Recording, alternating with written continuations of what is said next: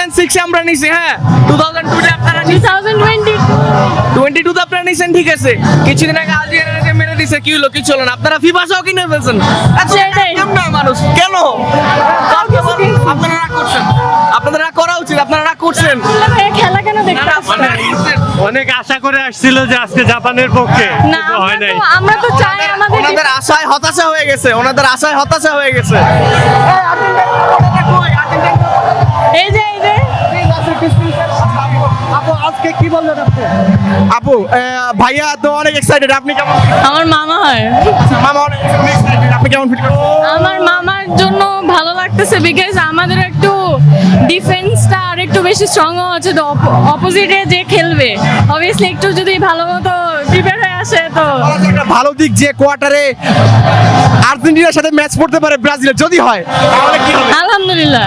আপনি এনজয় করবেন? একটা ব্রাজিলবাসীদের একটা অনেক ভাস্ট একটা ইউনো যে ওদের একটা মানে অন্ধবিশ্বাস ব্রাজিল কিনা ওইটা হয়তো বা ভেঙে যেতে পারে, বা আর্জেন্টিনার যে গোট আমাদের মেসি ছাড়াও যে আর বাকি যে মেম্বার্স গুলো আছে সবাই মিলে অ্যাকচুয়ালি এই টিমটা, একজন কাকে কনসিডার করলে হবে না। সো দেখে মনে হচ্ছে ব্রাজিলের সাপোর্টারদের উদযাপন দেখে মনে হচ্ছে বিশ্বকাপের ফাইনাল জিতে গেছে, এটা কি একটু ওভার রিয়েক্ট করছে না?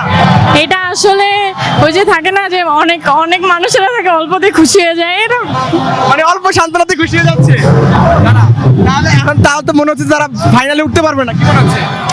ফাইনালে উঠার সম্ভাবনাটা আসলে বলতে পারতেছি না বিকজ অনেক টিম মানে অনেক এরকম টিম আছে যেগুলো হচ্ছে মানে এতদিন কনসিডার করা হতো না, বাট এখন অ্যাকচুয়ালি এই ফিফাতে অনেক ভালোই খেলতেছে। কিন্তু জাপানের সাথে দেখা যাচ্ছে যে একদম লাস্ট মুহূর্তে খুব হাড্ডাহাড্ডি একটা লড়াই হয়েছে। সো অ্যাকচুয়ালি ওদেরকে মানে অ্যাকচুয়ালি ওই সময় ওদের ছিল যে আর আর তো মানে ড্র হয়ে গেছে, আর এখন কি বা হবে। সো ওই টাইমে হয়তো বা একটু রিল্যাক্সে চলে গেছিল ওই সময়। আচ্ছা, জাপানের সাথে